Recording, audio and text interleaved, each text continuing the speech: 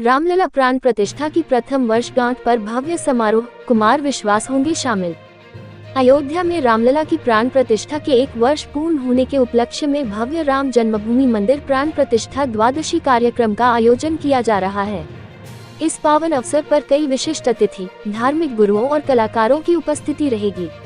कार्यक्रम की शोभा बढ़ाने के लिए प्रसिद्ध कवि डॉक्टर कुमार विश्वास विशेष रूप से अयोध्या पहुंचेंगे। उनकी उपस्थिति से यह आयोजन और भी प्रेरणादायक और ऐतिहासिक बनने की उम्मीद है। इस उत्सव में श्रद्धालुओं और भक्तों के लिए विशेष कार्यक्रमों का आयोजन होगा, जिसमें भजन, सांस्कृतिक प्रस्तुतियां और आध्यात्मिक प्रवचन शामिल हैं। रामलला की प्राण प्रतिष्ठा का ये वार्षिकोत्सव श्रद्धा, भक्ति और भारतीय संस्कृति के अद्वितीय संगम को दर्शाएगा।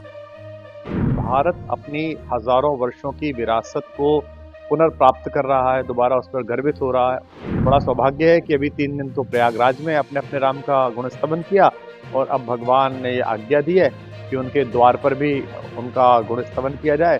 कल भगवान की राग सेवा का भी अवसर मिलेगा, अंदर बैठकर उनको भी कुछ जो कविताएं लिखी हैं उनको सुनाने का सौभाग्य मिलेगा।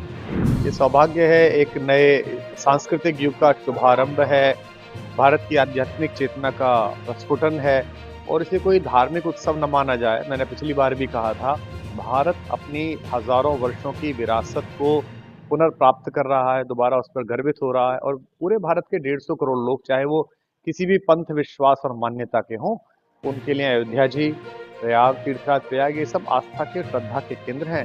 तो बड़ा सौभाग्य है कि अभी 3 दिन तो प्रयागराज में अपने अपने राम का गुणस्तवन किया और अब भगवान ने ये आज्ञा दी है कि उनके द्वार पर भी उनका गुणस्तवन किया जाए और कल भगवान की राग सेवा का भी अवसर मिलेगा, अंदर बैठकर उनको भी कुछ जो कविताएं लिखी हैं उनको सुनाने का सौभाग्य मिलेगा।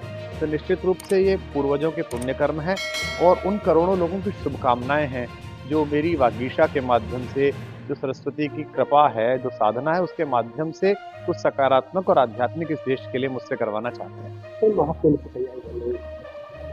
महाकुंभ बड़े वैज्ञानिक तरीके से, सुरक्षा की दृष्टि से भी सेक्टर जिस तरह से बांटे हैं और संभवतः ये इसलिए क्योंकि जिन 2 विभूतियों के और जिन कार्यकारी अध्यक्षों के नेतृत्व में काम चल रहा है, चाहे वो प्रधानमंत्री जी हों, चाहे वो प्रदेश के मुखिया योगी आदित्यनाथ जी हों, उनको निजी रूप से इन सांस्कृतिक महोत्सवों का, इन धार्मिक और आध्यात्मिक महोत्सवों का विराट अनुभव है।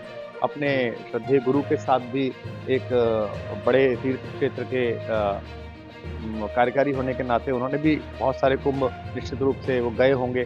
उन्हें पता है कि साधु संतों की क्या मान्यता है, उनको क्या चाहिए, उनका आदर कैसा है, उनका सत्कार कैसा है।